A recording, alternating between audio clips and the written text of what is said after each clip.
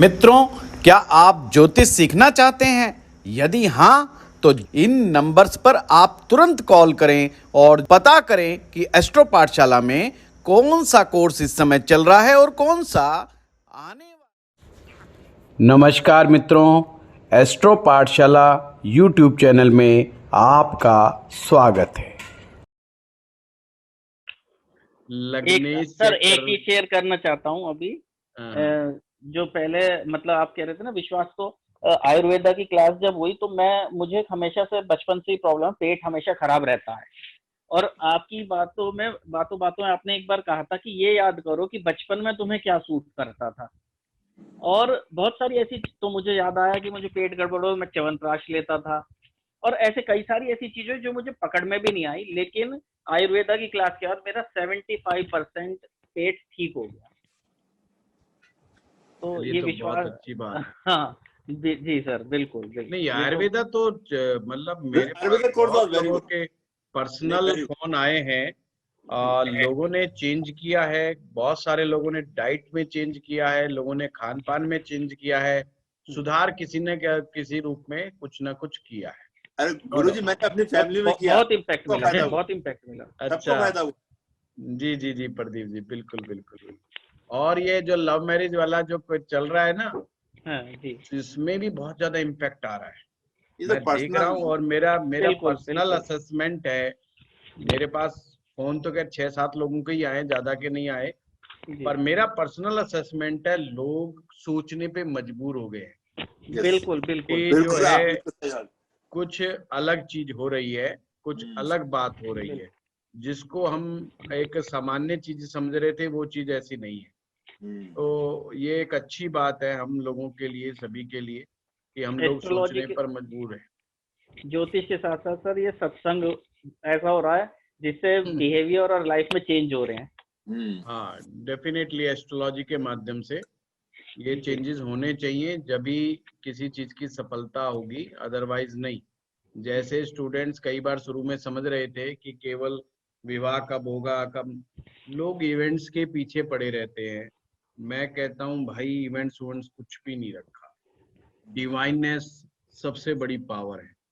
अपने आप को शुद्ध बना लो और अपने अंदर डिवाइननेस लेकर के आओ।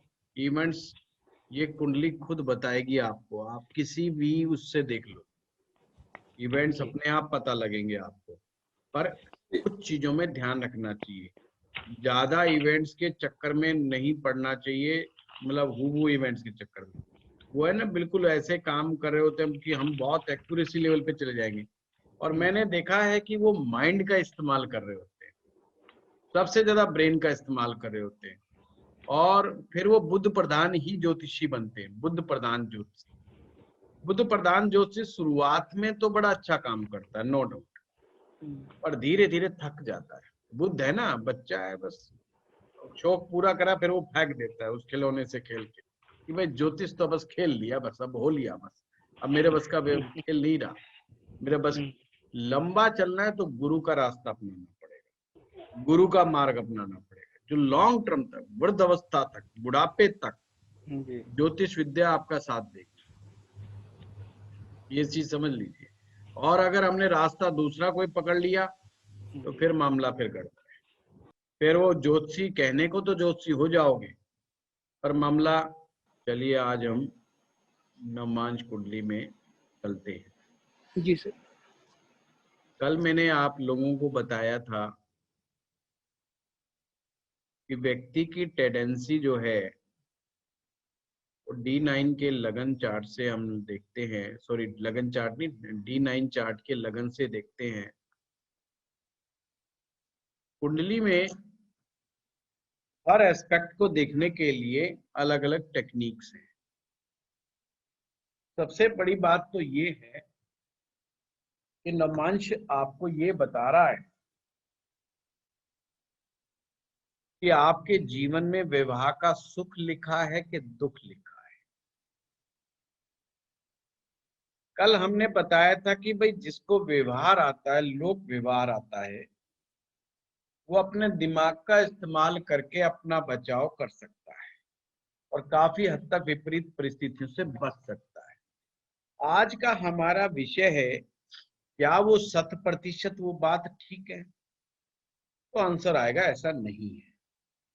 कई बार लोक व्यवहारिक व्यक्ति भी फंस जाता है, बुरी तरीके से फंस जाता है। आपने बहुत सारे लोग ऐसे देखे होंगे जो बोलने के और सामने वाले के दिमाग को रीड करने वाली कैपेसिटी रखते हैं।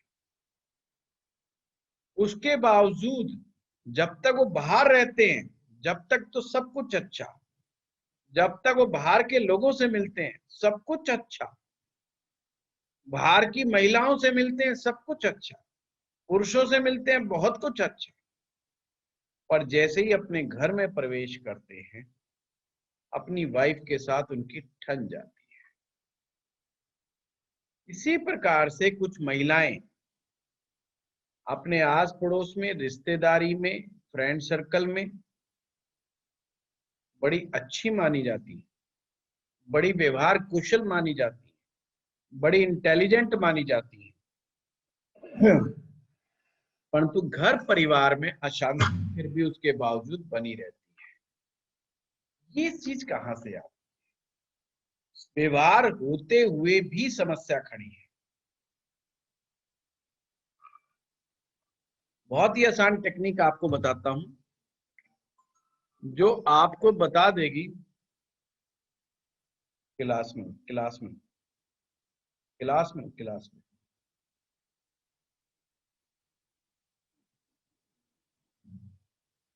जो कि आसानी से बता देगी आपके वैवाहिक सुख में अशांति है या शांति है, दुख लिखा है कि सुख लिखा है। ये बड़ा इंपॉर्टेंट है, क्योंकि जो कल सूत्र बताया था, हो सकता है कुछ स्टूडेंट ये सोच रहे हो कि भाई जो व्यवहारिक कुशलता आ जाए फिर तो सारे गम खत्म हो जाए। ऐसा नहीं है। 60 to 70% तो व्यवहार कुशलता हमें बचा देती है। फिर भी 20 से 30% कुंडलियों में ऐसा चैलेंज आकर के खड़ा हो जाता है, उनका पति या उनकी पत्नी जीवन में परमात्मा ऐसा दे देता है कि उनको टैकल करना ही मुश्किल हो जाता है। वो कुछ समझना ही नहीं चाहता जीवन साथी, वो कुछ हेल्प ही नहीं करता, वो कहीं पर भी सपोर्ट ही नहीं करता, एक पैसे की सपोर्ट नहीं करता, और जिसके कारण कलह विशेष रूप से बढ़ जाती है। तो चलिए इसके विषय में ही हम बात करते हैं।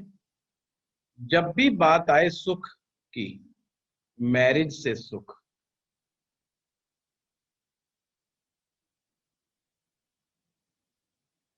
तो हमें 4th हाउस देखना है।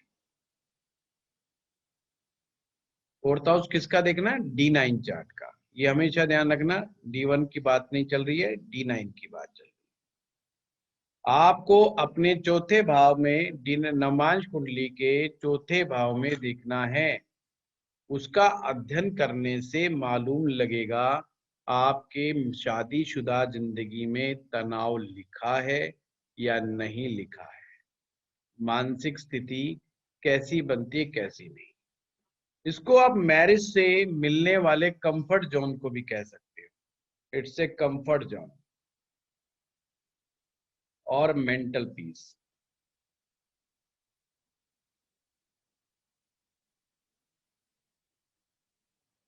सिंपल सी बात है, जो चीज आप चौथे भाव में देख रहे थे D1 चार्ट में, हूबहू आपने D9 के चौथे में देखना है। बस माँ नहीं देखनी, मदर्स को यहाँ पे नहीं देखना। कहीं आप माँ देखें या जमीन जायदाद देखें, वो सब चीजें नहीं देखनी है। सिर्फ आपने मन देखना है, मन की शांति, मन का सुख और आपका कंफर्ट जोन। ये सब चीजें आपने देखनी है कि विवाह से हमें क्या प्राप्त होने जा रहा है। ये सबसे इंपॉर्टेंट है। अब हम देखते हैं कि चौथे भाव में कौन सा ग्रह बैठा हुआ है। 4th हाउस में कौन सा ग्रह बैठा हुआ है। अगर पाप ग्रह या क्रूर ग्रह चौथे भाव में बैठे गया तो विवाह का सुख कमजोर होगा। यानी विवाह के सुख से रिलेटेड मैं यहाँ पे बात करूं कि पति पत्नी के बीच में तनाव है या प्यार है, सुख शांति है, ये चीज हम देख रहे हैं एक्चुअल में D9 के 4th हाउस से। तो यानी कि पाप ग्रह या क्रूर ग्रह अगर कुंडली के D9 के 4थे भाव में होगा तो पति पत्नी के बीच में मानसिक तनाव, मानसिक अशांति रहेगी। दूसरी भाषा में कहें तो मन नहीं मिलेगा, मन के मिलने में व्यवधान रहेगा, इमोशंस का आदान प्रदान नहीं रहेगा। जब तक पति पत्नी के बीच में इमोशनल संबंध बहुत ज्यादा सेट नहीं होंगे, जब तक मैरिज का आनंद वो नहीं ले पाएंगे। कुछ लोग शादी में तो होते हैं पर इमोशनली अपने स्पाउस के साथ अटैच्ड नहीं होते। ये बात है। क्या होना चाहिए? शुभ ग्रह 4थे भाव में अच्छे माने गए। शुभ ग्रह 4थे भाव में अच्छे माने गए। अब मुद्दा उठता है कि भाई क्या करेगा पाप ग्रह, क्या नहीं करेगा। तो आइए सबसे ज्यादा हम लेते हैं राहु ग्रह को। अगर 4थे भाव में राहु होगा तो एक दूसरे के प्रति शक पैदा करेंगे। एक दूसरे के प्रति पति पत्नी के दिमाग में शक रहेगा, मतलब कहीं ना कहीं दोनों के संबंध के बीच में लैकुना है, कहीं ना कहीं गैप है। और थर्ड आदमी उस गैप को जब चाहे जब मर्जी उभार सकता है। आप किसी को कहो कि आपका पति कैरेक्टर लेस है, वो जब भी महिला उसको स्वीकार करेगी जब उसके दिमाग में ऑलरेडी ये बात होगी कि हाँ, मेरा हस्बैंड के कैरेक्टर का कोई भरोसा नहीं। उसको जैसे ही आप ये पॉइंट रखोगे उसका शक विश्वास में बदल जाएगा। तो ध्यान रहे, कोई पुरुष हो या महिला हो और उसके 4थे भाव में राहु हो, आपने गलती से भी कह दिया उसके स्पाउस के बारे में कि हमें लगता है कि कोई थर्ड है आप लोगों के बीच में, आपका तो अंदाजा हो जाएगा पर उसके लिए वो विश्वास हो जाएगा।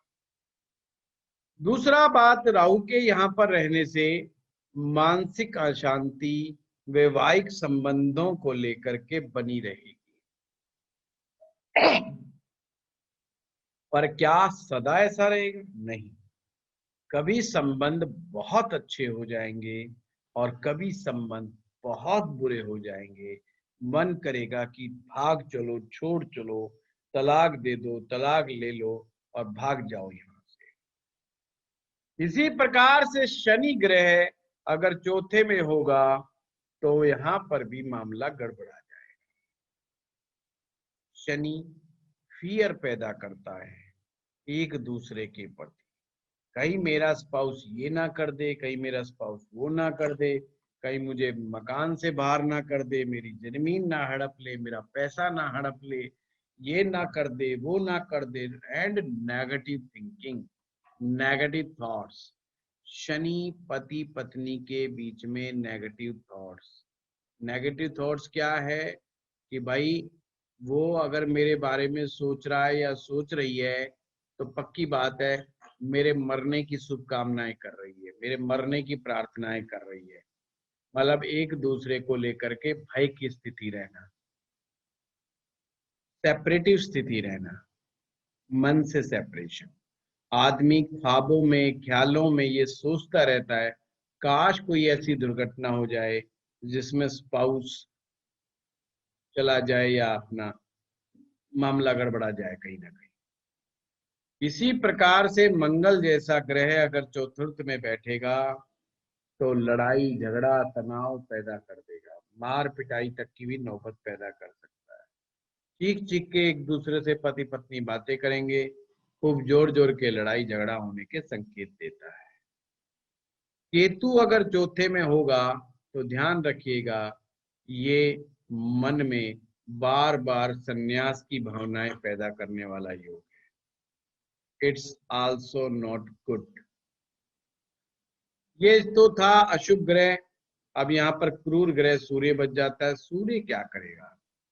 सूर्य वैसे बहुत ज्यादा सेपरेटिव नहीं होता चतुर्थ भाव में, पर हाँ डोमिनेट करने की कोशिश जरूर करेगा अपने साथी को। अब यहाँ पर शुभ ग्रहों की अगर हम बात करें तो शुभ ग्रहों में बृहस्पति की बात करें, इट्स वेरी नाइस, बहुत अच्छा है।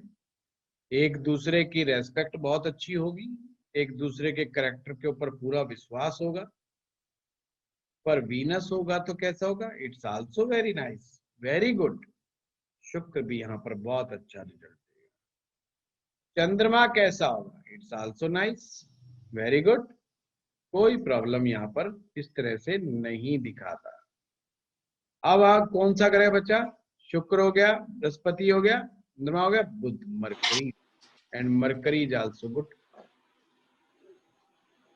Mercury is also good. Budh ग्रह भी यहाँ पर अच्छे रिजल्ट्स को दिखाएगा। तो आपने फिर देखना है, जैसे मैंने कल बताया था, यहाँ दृष्टि संबंध भी काम करेंगे, स्थान परिवर्तन भी कार्य करेगा, और कोई भी युति बनेगी वो भी कार्य करेगी। अगर कोई ग्रह नहीं है तो आपने सेम चीज को देखना है कि चतुर्थ भाव का स्वामी कहीं पाप ग्रह के साथ तो नहीं बैठा, यानी वही राहु, मंगल, शनि और केतु के साथ तो नहीं बैठा, नहीं तो उसी तरह की समस्या को दिखाता है। अगर चतुर्थ का लॉर्ड शुभ ग्रहों के साथ बैठा है, बृहस्पति, शुक्र, चंद्र और बुध के साथ बैठा हुआ है, तो ये समझ लीजिए वह आनंद को भोगेगा। उसको मैरिज के बाद ऐसा प्रतीत होगा कि मेरे तो दिन ही बदल गए। इवन अगर दोनों के विचार नहीं भी मिलते होंगे तो भी एक दूसरे का कंफर्ट इतना ज्यादा रहेगा कि वो एक दूसरे के बगैर रह नहीं पाएंगे। तो it's a very very simple technique.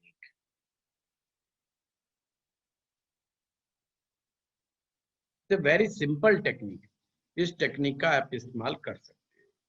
अब आप में से कोई सभी लोग देख रहे हैं अपने D9 चार्ट को, और कोई बात पूछना चाहता है वो पूछ सकता है, बट कंटिन्यूअस क्वेश्चन नहीं, एक ही क्वेश्चन पूछेगा एक व्यक्ति। सर भूपेंद्र। हाँ भूपेंद्र जी।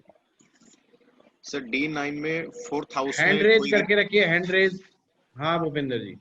सर D9 में 4th में कोई नहीं है, 12 लिखा हुआ है ओनली, तो इसमें क्या करना है सर? सिंपल है, 12 लिखा हुआ है तो इसका लॉर्ड हो गया जुपिटर, बृहस्पति। आपने सिंपल देखना है नवमांश कुंडली में बृहस्पति कहाँ बैठा है? 7th में सर।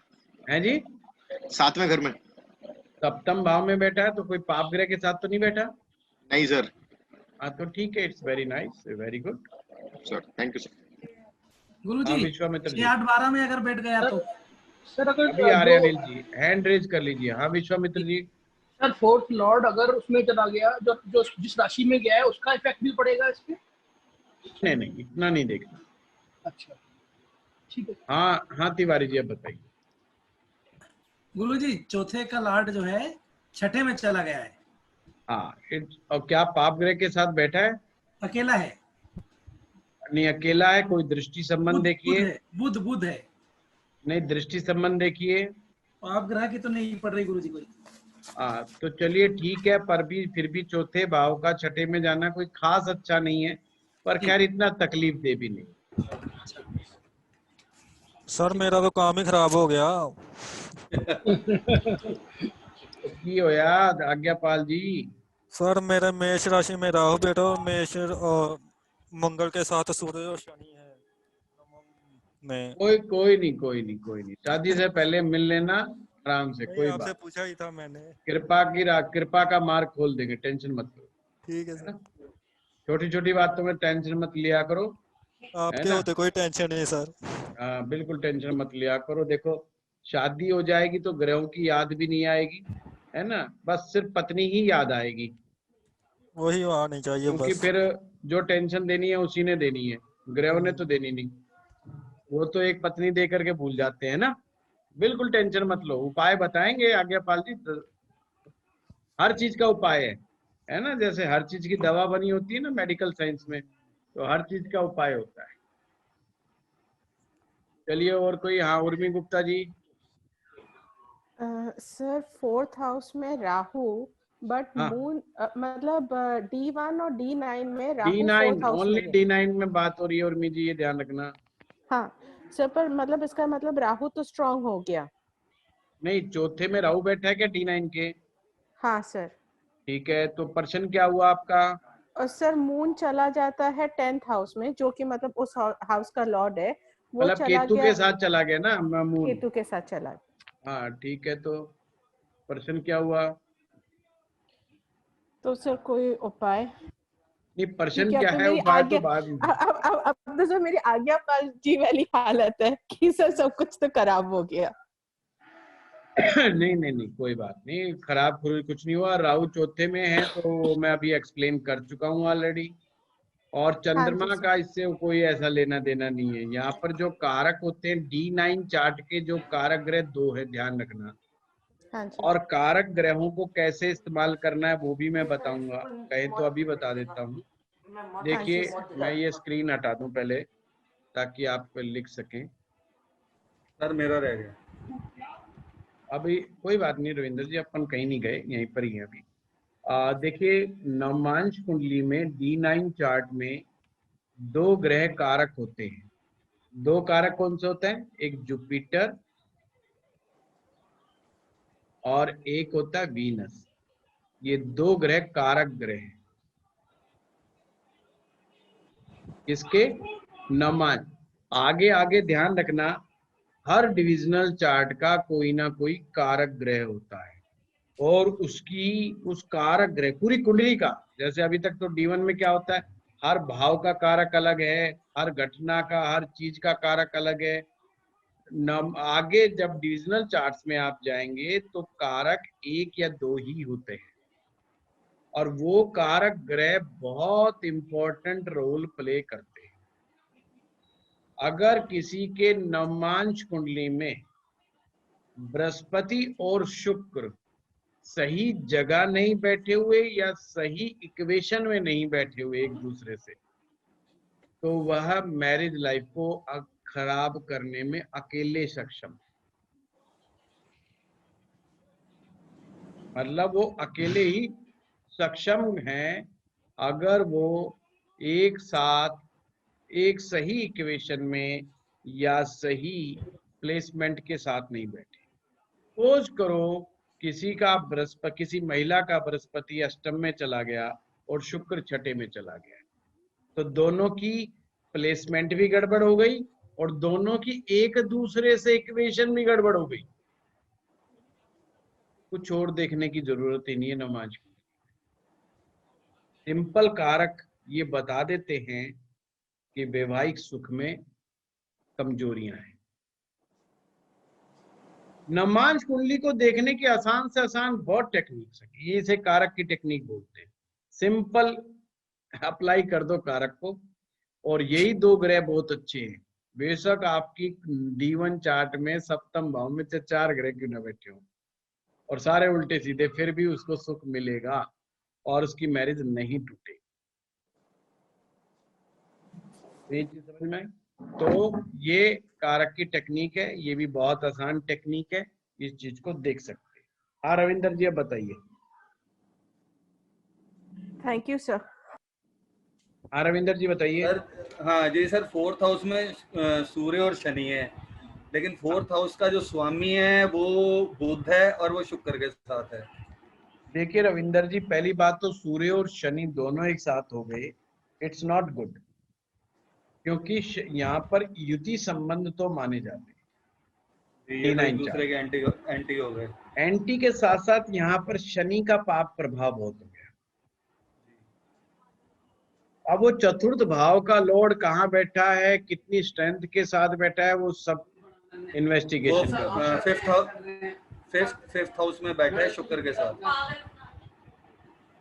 बहुत सारी चीजें ना रविंदर जी की, कौन सा लगन है, किसका लॉर्ड होके बैठा है, तो ये फर्दर नहीं नहीं उससे कोई फायदा नहीं होगा। मैं तो सिंपल ये है कि आपको सूत्र दे दिया मैंने कि भाई और आज ज्यादा चेक करना है तो बृहस्पति शुक्र को देख लो, है ना। अगर फिर भी नहीं समझ में आए कोई बात तो ये कारक की टेक्निक यूज कर लिया करो। इसमें कई बार लोग कहते हैं यार ये सुख है कि नहीं है, हमें तो यही समझ में नहीं आ रहा। अगर नहीं है तो क्यों पंगे में पड़े, और है तो फिर बात अलग है, फिर तो कुछ प्रयास करें। लोगों का सीधा सीधा प्रश्न ये हो जाता है, तो उसमें कारक की टेक्निक यूज कर लिया। और कोई है जो क्वेश्चन पूछना चाहता है? मैं, हाँ बताइए। मेरा राहु बैठा हुआ है इसमें 4th हाउस में, बहुत बढ़िया। पर जुपिटर हमारा लग्न में है और वीनस 9th हाउस में है। तो बहुत अच्छा हो गया ना प्रदीप जी। तो हाँ, इसीलिए मेरी लाइफ बहुत अच्छी है। नहीं प्रदीप जी, एक्चुअली में गुरु लगन पे आ गया तो उसकी प्लेसमेंट बहुत अच्छी हो गई, शुक्र की प्लेसमेंट बहुत अच्छी हो गई, 9th में, और दोनों एक दूसरे से नवम पंचम योग में है। हाँ सर। तो वो अपने से 5वां है, वो भी त्रिकोण में बैठा है, वो अपने से नवम में, वो भी त्रिकोण में बैठा है, एक दूसरे के, दोनों एक दूसरे के ट्राइंगल के उसमें बैठे हैं। तो इसलिए मैंने अभी बताया ना, जैसे कि अगर गुरु और शुक्र दोनों अगर अच्छे बैठे होंगे तो बहुत अच्छा हो जाएगा, और अगर दोनों एक साथ गड़बड़ हो जाए तो आप किसी की कुंडली उठा करके देखेगा, केवल ये 2 ग्रहों से भी देखेंगे तो उनको चैलेंज होंगे। फिर आप नवम में देखते रहिए, नहीं सॉरी D9 में देखते रहेंगे तो ये चैलेंज कहाँ पर आ रहा है वो भी पता लगे। मेरे तो सुखमय जिंदगी है साहब। गुरु, जैसे आप जुपिटर और वीनस बोल रहे हैं, जुपिटर त्रिकोण में 5th में है और वीनस 12th में है। हाँ तो इक्वेशनली षडाष्टक योग बन गया ना नीलू जी। हाँ जी। अगर तो आप ये अच्छा देखें, नहीं षडाष्टक अच्छा नहीं होता ना। हाँ, षडाष्टक अच्छा नहीं होना, है, वही कह रही हूँ। द्विद्वादश होना, त्रिएकादश होना, ये अच्छा नहीं माना जाता। सर मेरा एक क्वेश्चन है। हाँ सोनल जी बताइए। जी सर। सर 4th थोड़ा हाउस ऊंचा का, बोलिए सोनल जी, आवाज कम आ रही है। सर अब आ रही है? हाँ अब आ रही है, अब आ रही है। हाँ जी सर, 4th हाउस जो है वो एम्प्टी है, D9 में वहाँ कोई ग्रह नहीं बैठा है, और उसका जो स्वामी है वो 3rd हाउस में बैठा हुआ है, और वो भी अकेला है, कोई पाप ग्रह है या कोई शुभ ग्रह कोई नहीं है उसके नहीं साथ। मुद्दा तो ये ना कि चौथे का लॉर्ड 3rd में चला गया, मतलब अपने से ही लॉस में चला गया जी। तो मानसिक शांति का लॉस कर देता है, तो ये इक्वेशनली नेगेटिव है। और दूसरी सर टेक्निक को यूज करो कि गुरु और शुक्र का क्या इक्वेशन है। सर शुक्र जो है वो लग्न में है और गुरु जो है वो 7th हाउस में है। आमने सामने हो गए। हाँ जी। आमने सामने हो गए तो यहाँ पे प्रॉब्लम कहाँ पर आ रही है? प्रॉब्लम आ रही है चौथे का लॉर्ड अपने से बार बार चला गया, इन लॉस्ट। अब आपने एक चीज और देखनी है कि क्या कोई पाप ग्रह 4th हाउस पर दृष्टि करता है, उसका अंदाजा लगाइए तो आपको और भी क्लियर हो जाएगा। सर सन बिल्कुल सामने है, सूर्य 10th की हाउस में दृष्टि बैठा है, है। ठीक हाँ है। जी। और कोई शनि, राहु, नहीं, मंगल? नहीं। चलिए हो सकता है। राहु कहाँ बैठा है? राहु सर लग्न पे है। राहु लगन पे, ठीक है। शनि? शनि है 6th हाउस में। शनि 6th हाउस में, हाँ तो नहीं है, दृष्टि संबंध नहीं है। तो इसका मतलब क्या हुआ? इसका मतलब सिंपल सी है, जब कारक ग्रह इक्वेशनली सही बैठ, पर वही वाली बात है सोनल जी, वो गुरु तो पीड़ित है ना बुरी तरीके से। राहु सर लगन पे बिठा दिया ना। राहु लगन पे है और केतु उसके साथ 7th हाउस में बैठा ये है। तो दोनों पीड़ित हो गए ना ये कारक ग्रह। जी। हाँ तो वो कारक पीड़ित हो गए बुरी तरह, वहां गुरु चंडाल बन गया, यहाँ पे केतु का और शुक्र, मतलब केतु भी फंस गया और राहु भी, सॉरी शुक्र भी फंस गया और गुरु भी फंस गया। यहाँ ये चीज जरूर ध्यान रखिएगा, कारक पुष्ट होना चाहिए। का जो सूत्र मैंने बताया कि इक्वेशनली सही बैठे वो तो होना ही चाहिए, और साथ में ये जरूर है कोई पाप ग्रह ना बैठे।